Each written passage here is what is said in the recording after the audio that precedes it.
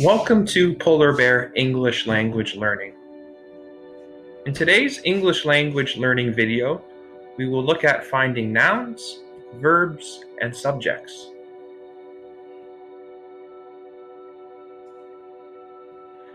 A noun is a word or set of words for a person, place, thing, or idea. A noun of more than one word is called a compound noun. Examples of compound nouns are tennis court and gas station. In the English language, there are common nouns and proper nouns. Common nouns are words for a general class of people, places, things, and ideas. Examples of common nouns include man, city, award, and honesty. They are not capitalized. However, proper nouns are always capitalized. They name specific people, places, and things. Proper nouns include Joe, Chicago, and Academy Award. In the English language, a verb is a word or set of words that shows action, feeling, or state of being. Runs, is going, and has been painting are examples of verbs that show action. Loves and envies are examples of verbs that show feeling. As well, am, are, is, have been, was, and seem are examples of verbs that indicate a state of being. Below are three sentences that contain verbs that show action, feeling, and state of being. He ran around the block. The verb ran shows action. I like my friend.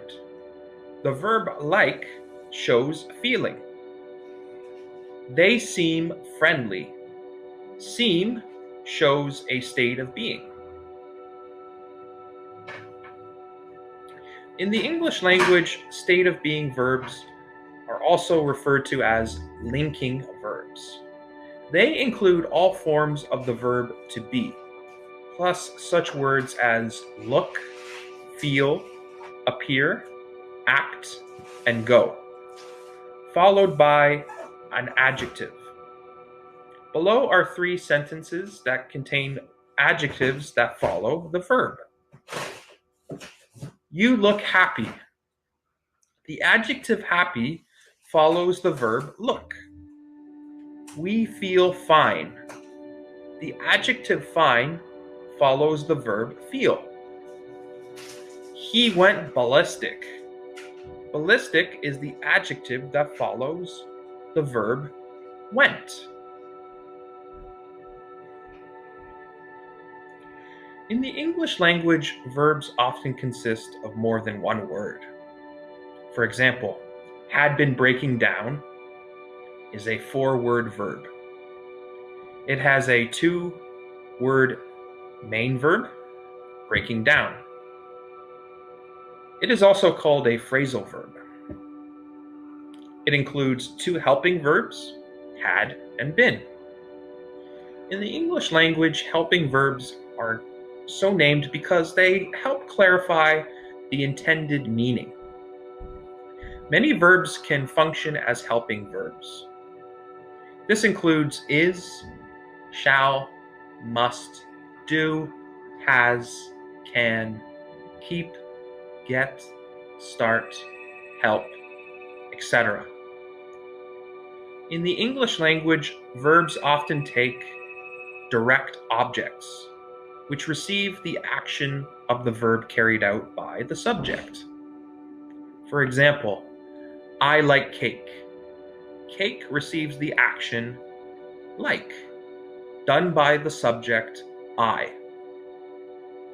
She lifts weights. Weights receives the action lifts, done by the subject she.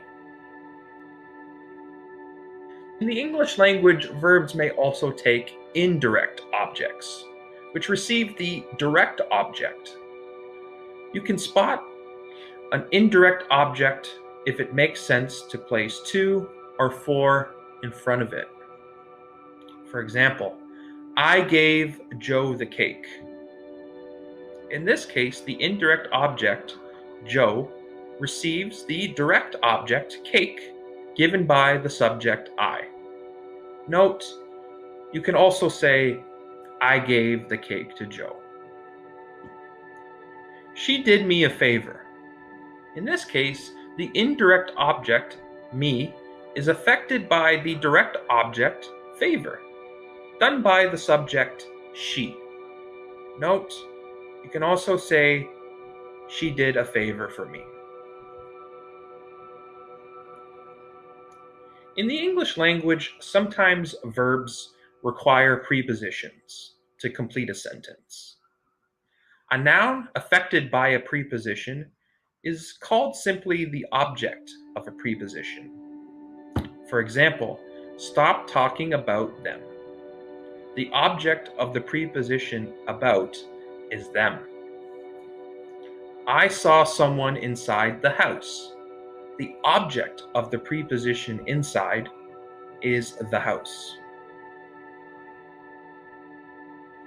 In the English language, a subject is the noun, pronoun, or set of words that performs the verb. For example, the woman hurried. The subject in this case is woman. She was late.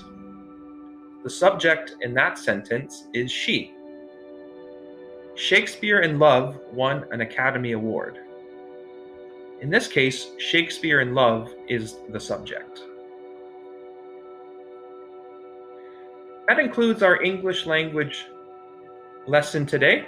The source of my material comes from grammarbook.com, your #1 source for grammar and punctuation. This has been a Polar Bear English language learning presentation. If you have any feedback or you would like to make a comment, you're more than welcome to. Thank you for watching.